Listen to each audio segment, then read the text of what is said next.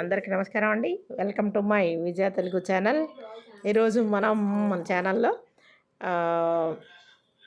మసాలా వడ నేను రుబ్బు రోల్లో పత్రంలో రుబ్బి చేస్తున్నాను మా పిల్లలకి సాయంత్రం స్నాక్స్ లాగా.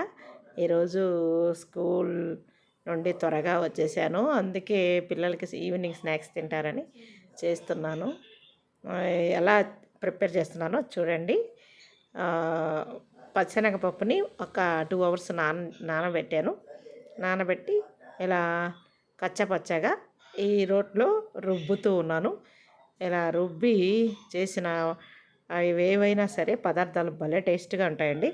మీరు కూడా అది ఒకసారి ఎక్స్పీరియన్స్ చేయండి, చాలా బాగుంటాయి. చూడండి.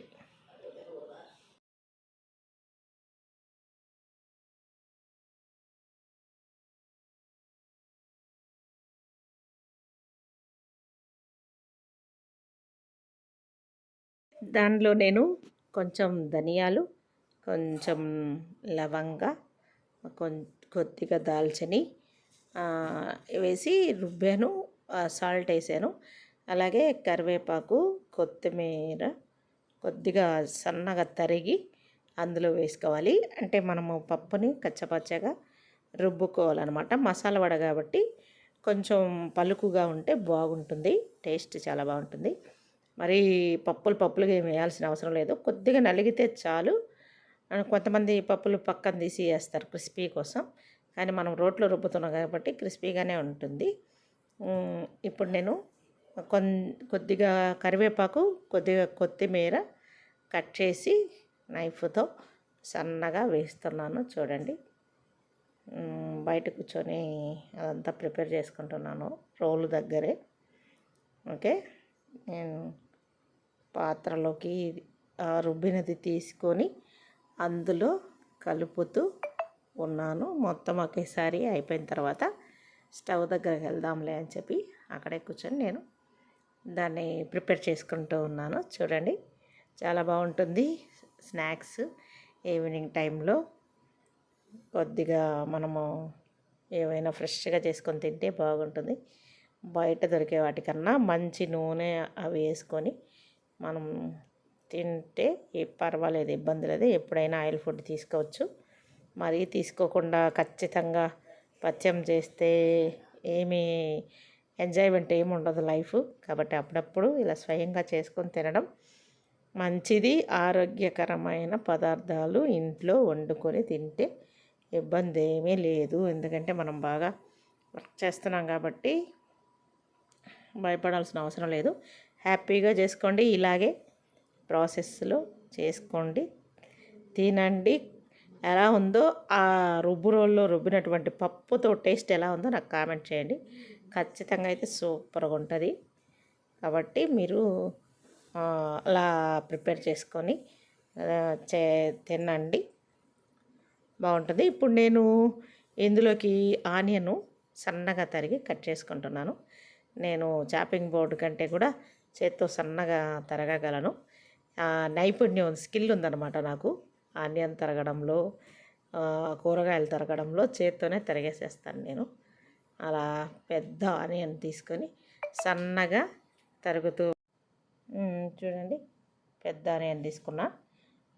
2 ఆనియన్స్ వేసాను నేను, ఎందుకంటే ఆనియన్స్, పచ్చిమిర్చి అదొక సపరేట్ టేస్ట్ని ఇస్తాయి. కావాలంటే మీరు వేసి చూడండి, చాలా బాగుంటుంది కాంబినేషను. ఇలాంటి బజ్జీలకు కానీ వడలకు కానీ ఇలాంటి వాటికి ఆనియన్స్, పచ్చిమిర్చితో పాటు చాలా బాగుంటుంది. నేను ఒక పెద్ద ఆనియన్ అయితే సన్నగా తరిగి అందులో వేసేసాను.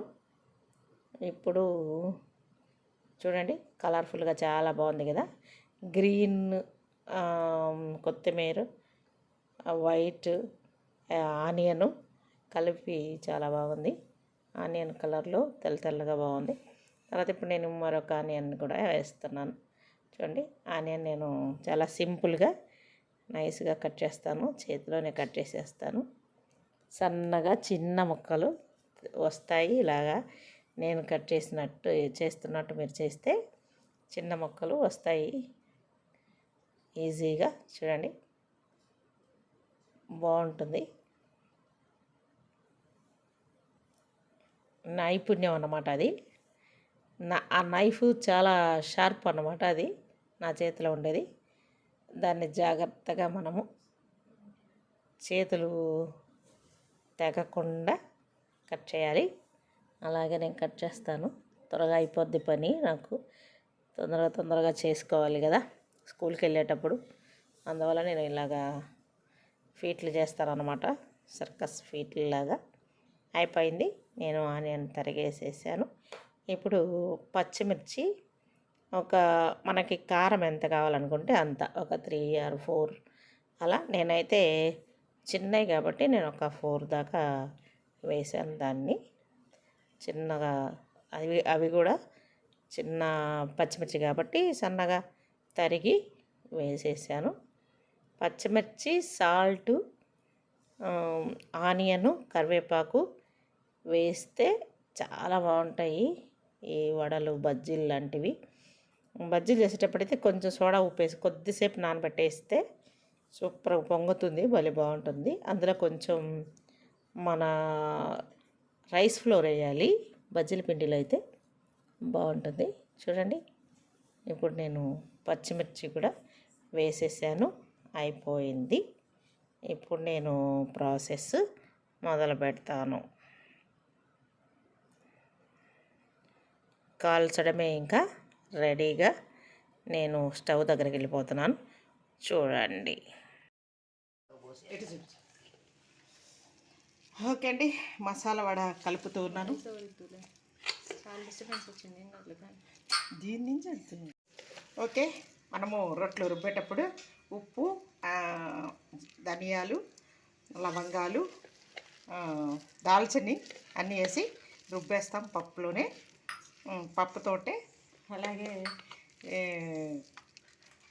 ఆనియన్స్, పచ్చిమిర్చి, కొత్తిమీర, కరివేపాకు అన్నీ వేసి కలిపేసాను. మసాలా వడ బాగుంటుంది. చూడండి, ఇప్పుడు ఆయిల్ పోసాను. ఆయిల్ వేడెక్కుతుంది చూడండి. ఆయిల్ బాగా కాగాక మనం మసాలా వడను వేసుకున్నాం. కొంచెం వాటర్ తీసుకుంటాను నేను. కాగింది ఆయిల్. మనకు కావలసిన సైజులో తీసుకొని మనకి వడలు ఎలా కావాలో అలా మనము ఒత్తుకుంటాం. అయితే మసాలా వడ చిన్నగా ఉంటేనే నాకు ఇష్టం, అందుకని నేను చిన్న వడలు చేసుకుంటున్నాను. చూడండి,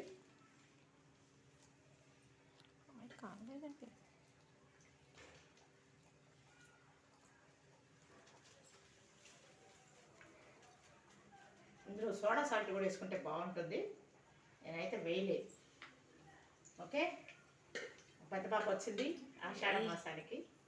ఇక రోజు పిండి వంటలతో నాకు టైం సరిపోతుంది. అయితే స్కూల్కి వెళ్తున్నాను కదా, స్కూల్స్ ఓపెన్ అయ్యాయి, స్కూల్కి వెళ్తున్నాను కదా కాబట్టి మా పాపే చేసి నాకు పెట్టాలి.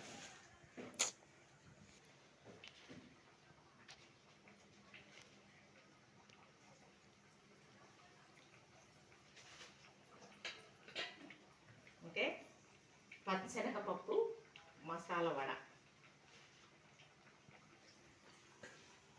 చిన్న వడలే బాగుంటాయి చూడడానికి.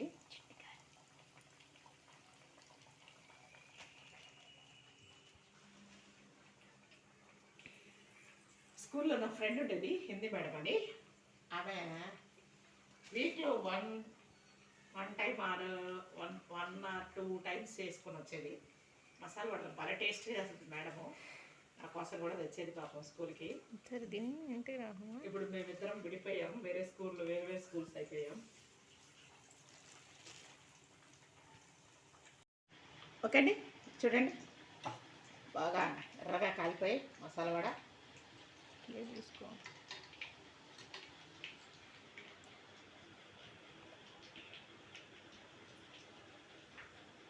తీసేస్తున్నా నేను.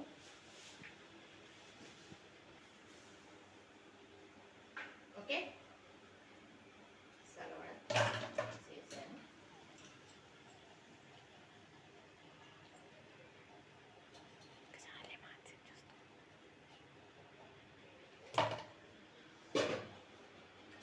ఓకే, చూడండి మసాలా వడలు ఎలా ఉన్నాయో.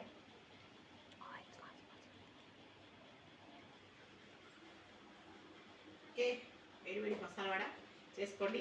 ఎలా ఎర్రగా కాల్చుకొని తినండి, టేస్ట్ చేయండి. ఎలా ఉందో నాకు కామెంట్ చేయండి. ఆ విజయ తెలుగు ఛానల్ లైక్ చేయండి, షేర్ చేయండి, సబ్స్క్రైబ్ చేయండి. నమస్కారం.